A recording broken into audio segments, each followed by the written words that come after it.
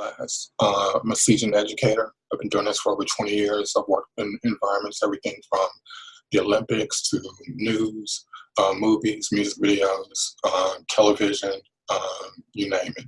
So you're in good hands. I'm going to include a link to my site so you can see some of my work, Easley.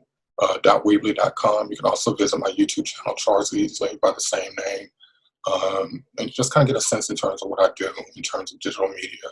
Um, um, I like to kind of take the analysis of academia and bring that into and apply it to how we deal with digital production, and kind of blend that in terms of what we do in the classroom as it relates to what we do as kind of digital media professionals. So let you guys check out some of my work. Welcome again, and look forward to the journey.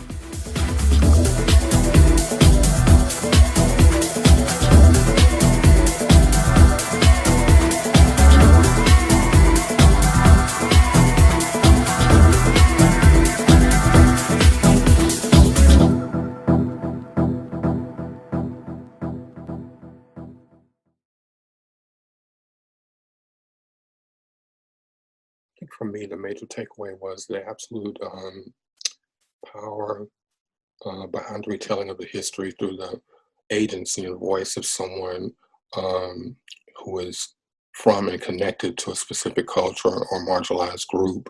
So many times we see history being kind of retold through the safe white character to make that more palatable to mainstream audiences.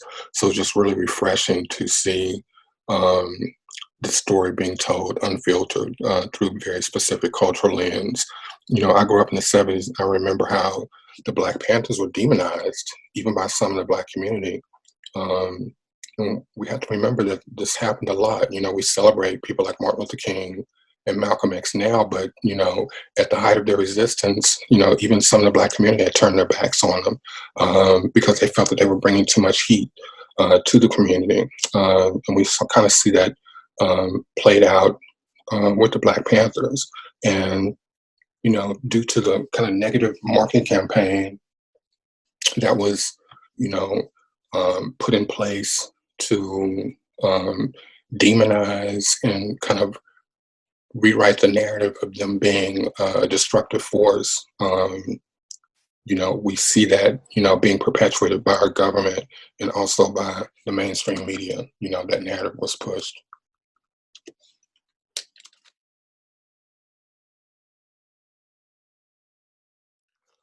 I think for me, the aha moment for which I really was impressed by was the exploration of how important and integral the role of Black women played in the Black Panther movement and the party.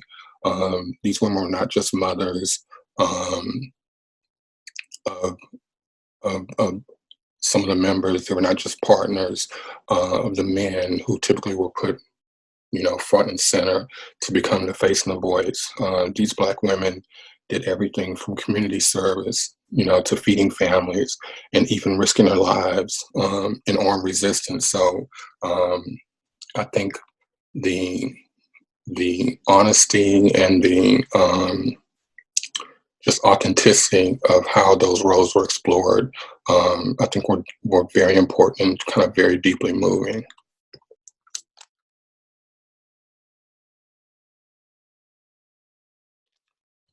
I think for me, connections or insights for me were the thing that struck me was just how young Fred Hampton was, um, this young brother who, and how he was so successful in being able to negotiate different environments and get these different factions, whether that be gangs or different organizations, to see a larger picture of a bigger system of oppression, and how, you know, we are purposely being pitted against one another to really distract us from you know, and kind of fighting amongst ourselves when there is a much more prominent and dangerous enemy that threatens us all.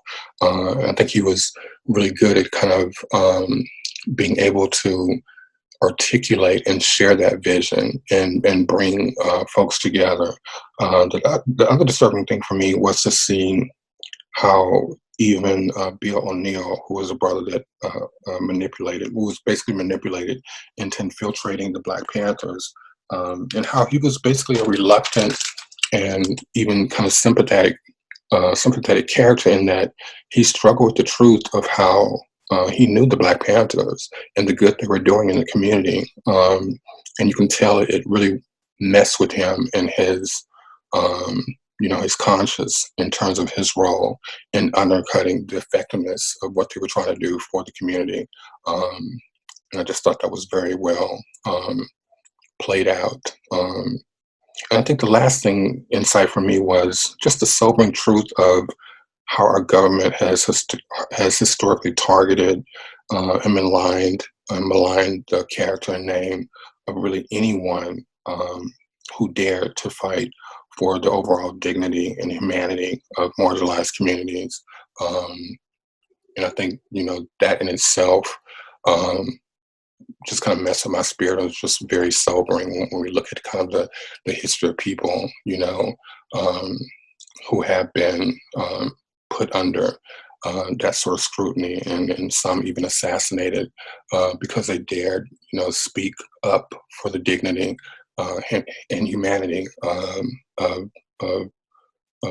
those people in their communities that they felt warranted that respect and support. But just overall, incredible storytelling.